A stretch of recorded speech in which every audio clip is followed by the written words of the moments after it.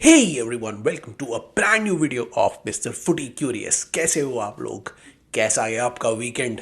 क्या आपकी टीम जीती, हारी? डार्बी आपने देखी, नहीं देखी? नहीं भी देखी, देखी, हारी, जीती, कोई बात नहीं। वीकेंड अच्छा जाना चाहिए, कोई बात नहीं। बाकी का जो डिस्कशन है इस वीडियो में हमें करना है, तो चलो स्टार्ट करते हैं और बात करते हैं इन सब मैचेस की।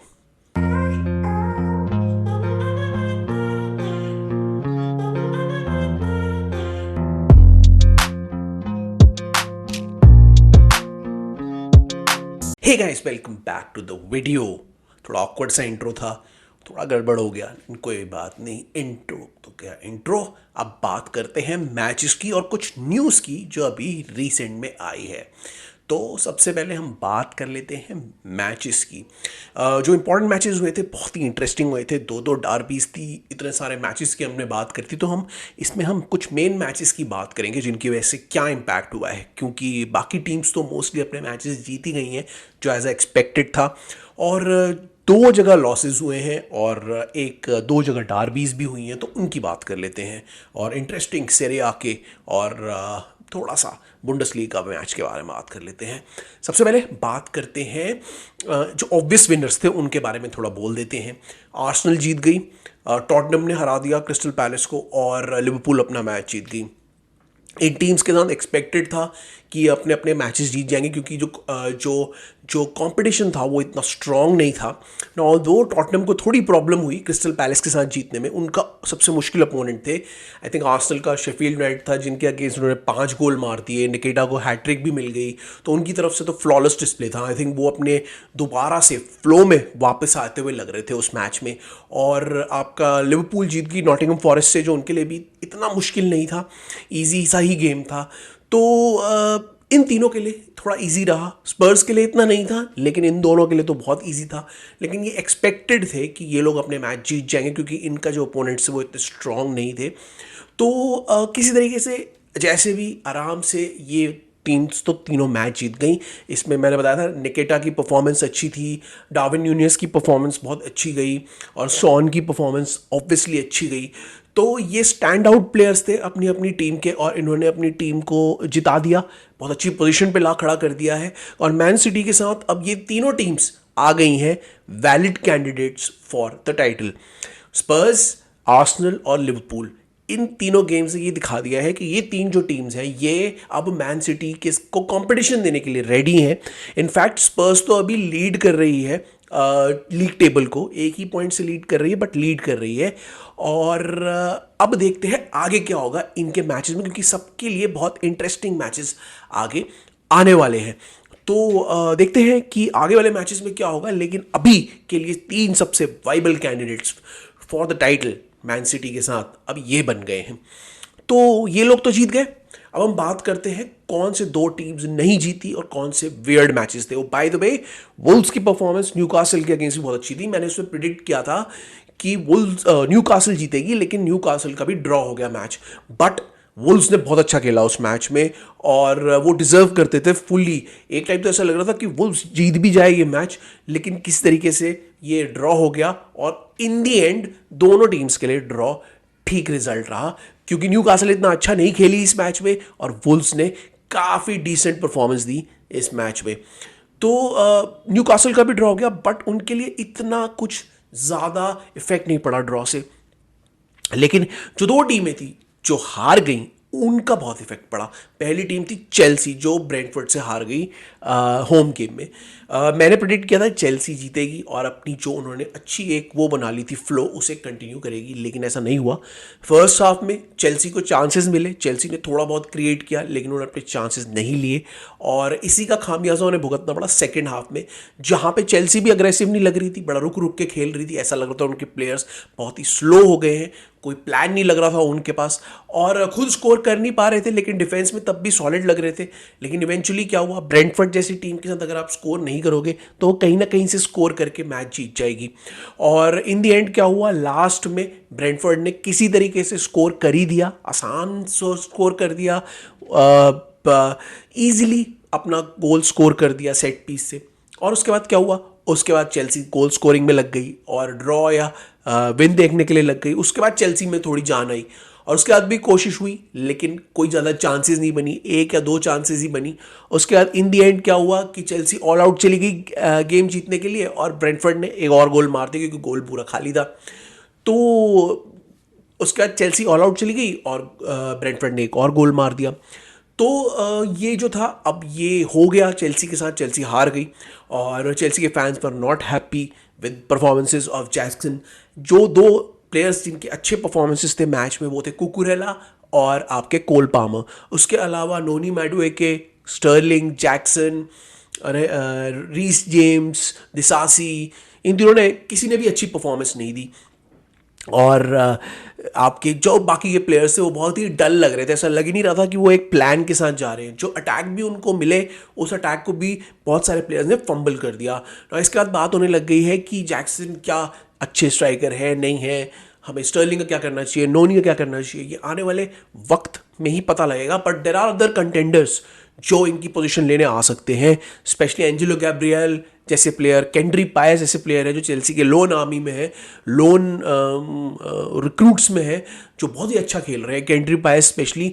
तो केंड्री पायस, आपके नोनी मैडुएके, एंड्रे सैंटोस, सिजरे कैसेट है, ये बहुत अच्छा खेल रहे हैं चारों, और ये अपनी टीम में जगह बना सकते हैं अगर इन प्लेयर से अच्छा परफॉर्म नहीं किया।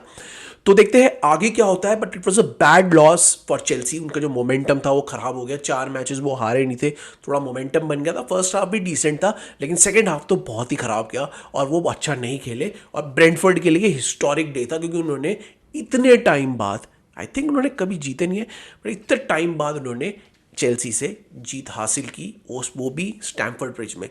तो चेल्सी का जो होम फॉर्म है वो अच्छा नहीं गया है पिछले कुछ सालों से और इसी को कंटिन्यू रखा है इस मैच में। और ये मैच एक्सपेक्टेड था चेल्सी जीतेगी और अच्छे मोमेंटम के साथ जाएगी आगे वाले मैचेस में, बट वो हार गई।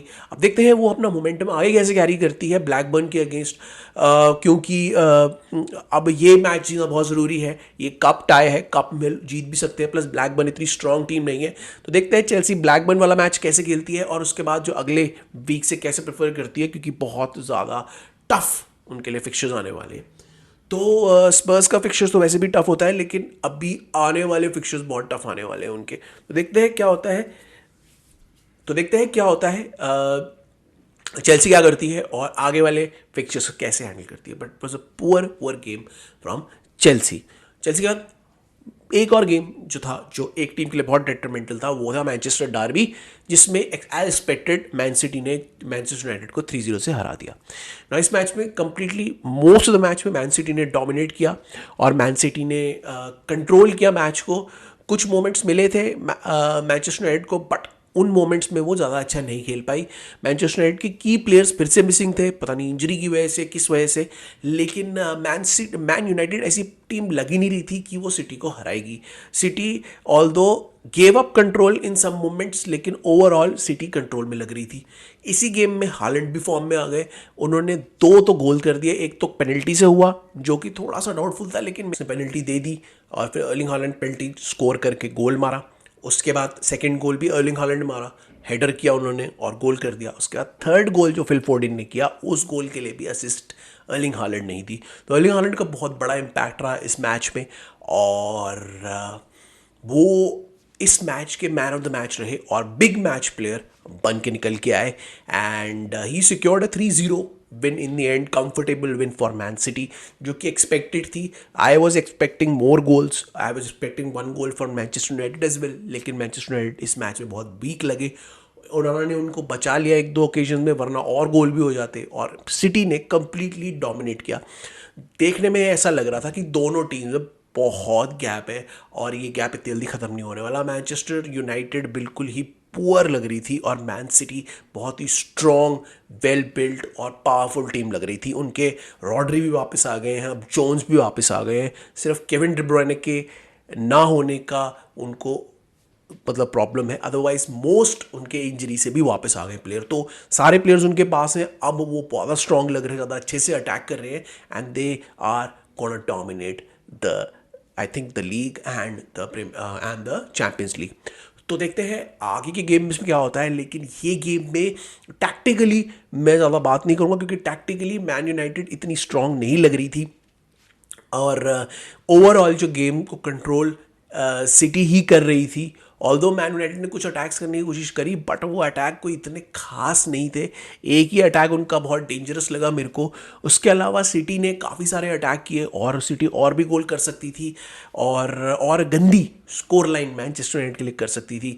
Manchester United was expected to lose और वो हार गए। अब देखते हैं अब क्या होगा मैनचेस्टर यूनाइटेड का, प्लेयर्स का, और वैसे भी उनके बैक एंड में भी बहुत इश्यूज चल रहे हैं, तो उनकी सेल को लेके भी इश्यूज चल रहे हैं। देखते हैं क्या होगा इन सब चीज़ों का।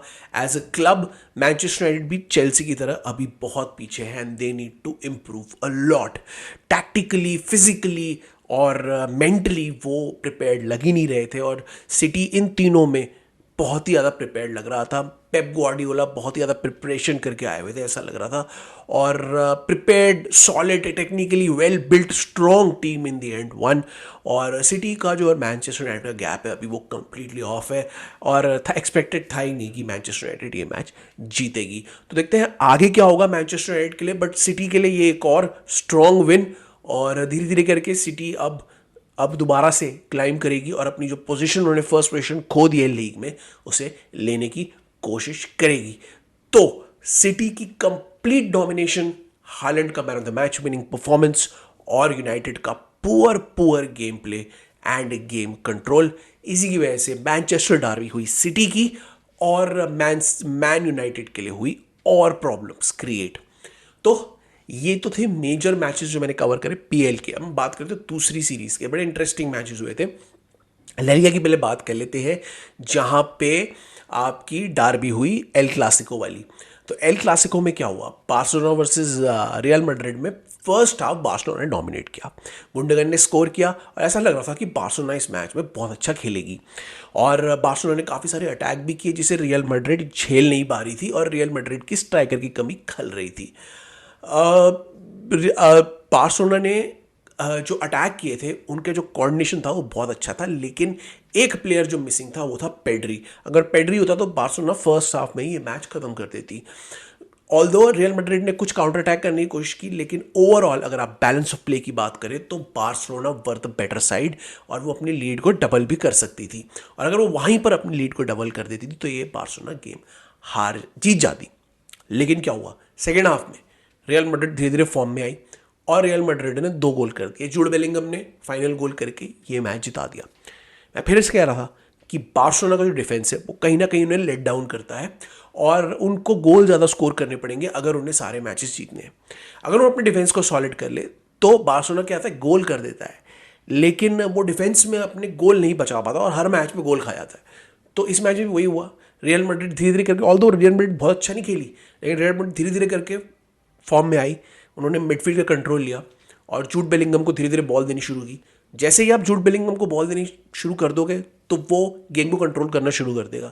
उसने थोड़ा थोड़ा गेम को कंट्रोल करना शुरू किया, और ऐसा लगने लगा कि रियल मैड्रिड भी वापस आ सकती है। रियल मैड्रिड ने फिर गोल कर दिए, 1 गोल किया। उसके बाद ऐसा लगने लगा कि रियल मैड्रिड के पास थोड़ा पुश आ गया है, और रियल मैड्रिड ज़्यादा एक्साइटेड अटैक करने लगी, ज़्यादा अच्छे से कोऑर्डिनेटेड अटैक करने लगी, और बार्सिलोना का गेम सडनली खराब हो गया। फॉर सम रीज़न बार्सिलोना उसके बाद ढंग से नहीं खेली, ढंग से नहीं कोऑर्डिनेट करने लगी, और मुझे नहीं समझ में आया क्या हुआ। लेकिन फर्स्ट गोल जैसे ही रियल मैड्रिड ने किया वैसे ही वो घबरा गई, और उसके बाद उनसे कंट्रोल नहीं हुआ मैच। और इन दी एंड क्या हुआ, जो बंदा मैच में रियल मैड्रिड को वापस लेके आया, जूड बेलिंगम, उसी ने गोल करके ये क्लासिक को रियल मैड्रिड को जिता दिया, जो मैंने प्रिडिक्ट नहीं किया था। मैंने प्रिडिक्ट किया था बार्सिलोना जीतेगी, बट बार्सिलोना की इनकंसिस्टेंसी इन डिफेंस जो मैंने बोला था, और रियल मैड्रिड का गेम कंट्रोल लेना क्रूशल टाइम पे, और जूड बेलिंगम का कंट्रोल लेना उनको फायदा कर गया, और रियल मैड्रिड एक और मैच विदाउट स्ट्राइकर जीत गई। सो अब good win for Real Madrid and a poor loss for Barcelona, क्योंकि फर्स्ट हाफ में Barcelona were the proper team, were the dominant team, and they should have doubled their lead and should have kept that lead, but उनकी inconsistency in front of goal, क्योंकि Robert Lewandowski नहीं है, और उनका जो defence है उन्होंने उनको लेट डाउन किया, और वो ये मैच हार गए। This was a poor loss for Barcelona and a fantastic win for Real Madrid.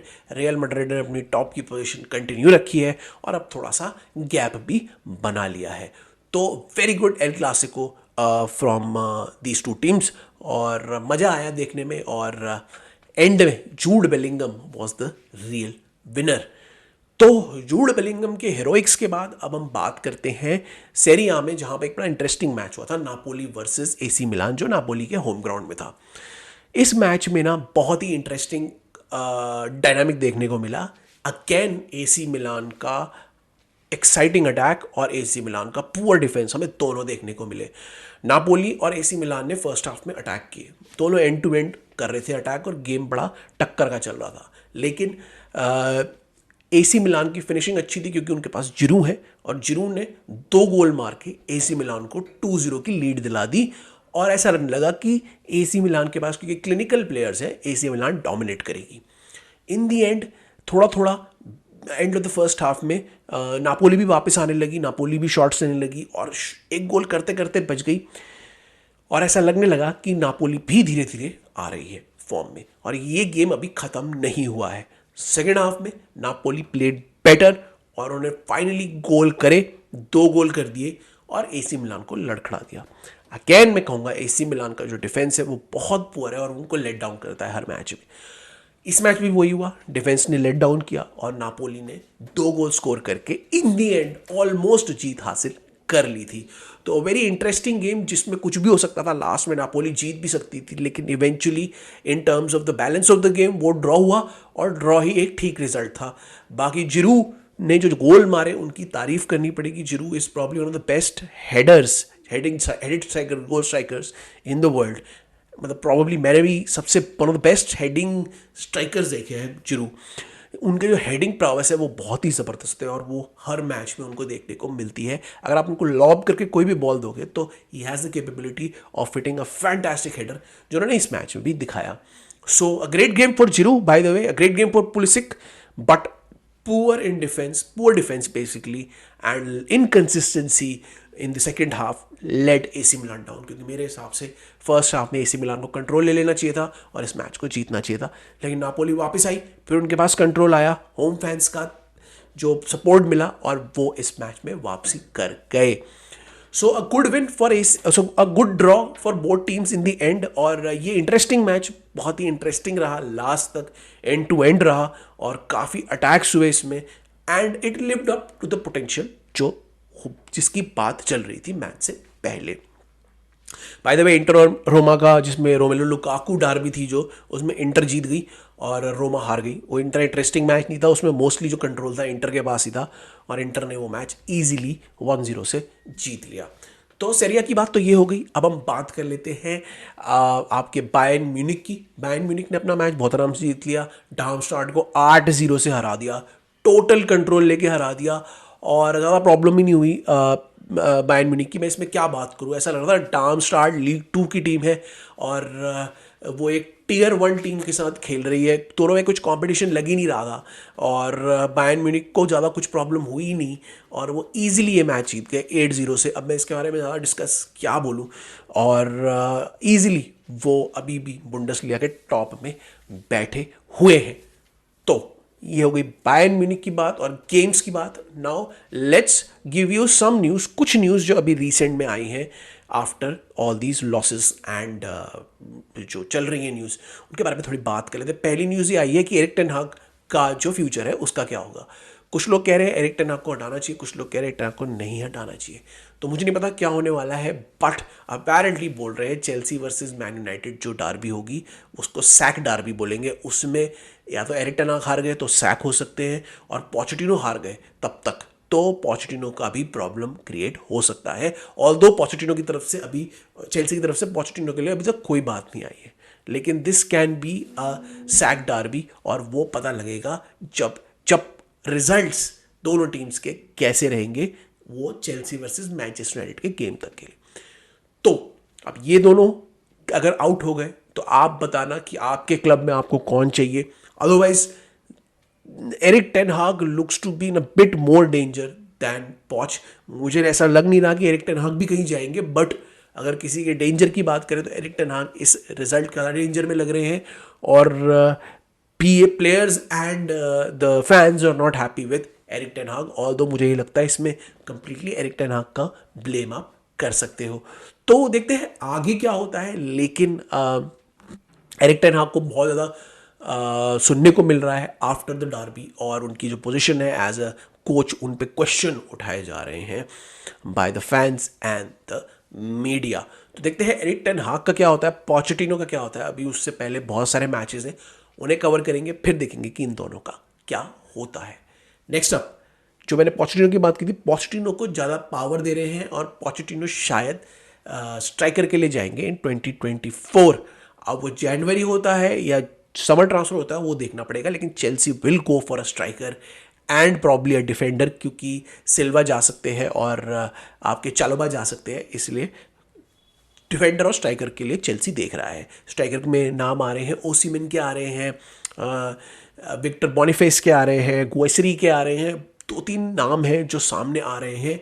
Even Tony तो खैर आर्सेनल के साथ उनका नाम जुड़ रहा है, चेल्सी के साथ नहीं जुड़ रहा, बट ये सब स्ट्राइकिंग ऑप्शंस हैं चेल्सी के पास। और चेल्सी के लिए जो डिफेंडर का नाम सामने आ रहा है वो टप्सोबा का नाम सामने आ रहा है, जो बायर्न लेवरकुसेन के लिए खेलते हैं। तो देखते हैं कि चेल्सी इन स्ट्राइकर के लिए या फिर डिफेंडर के लिए कब तक जाती है, क्योंकि उनके आने से पहले आई थिंक चालोबा का जाना ज़रूरी है। तो लेट्स सी व्हाट हैपन्स, क्योंकि कुछ ना कुछ पोचेटिनो भी करेंगे, क्योंकि पोचेटिनो को भी पावर दी जा रही है और पोचेटिनो को भी जो अपने प्लेयर्स हैं उनको लाने का फुल मौका दिया जा रहा है। तो Chelsea are linked with Osimhen and Tapsoba. देखते हैं अब ताप्सोबा आते हैं, ओसिमन आते हैं, कब चेल्सी जाएगी, क्या पोजीशन रहेगी जनवरी तक चेल्सी की, वो सब उस पर डिपेंड करेगा। तो ये दोनों न्यूज़ भी सामने आ रही हैं along side the Eric ten हाग न्यूज़। ये थी इंपॉर्टेंट न्यूज़ जो अभी सामने आई, और ये थे कुछ मैचेस जो हमें देखने को मिले। आपके जो कमेंट्स हैं वो भी आप मेंशन करना, हमें सोशल मीडिया में फॉलो कर लेना और हमारे चैनल को सब्सक्राइब करते रहना और हमारे वीडियोस को देखते रहना। हम अपने ओपिनियंस देते रहेंगे और आपके लिए न्यूज़ ऐसे ही लाते रहेंगे। अभी मिड वीक में भी कुछ मैचेस हैं, हम उनके बारे में बात करेंगे और न्यूज़ आपके लिए लेके आएंगे वेडनेसडे तक। तो keep watching, keep liking our video. I will see you in the next one. Till then, it's bye bye from my side. See you.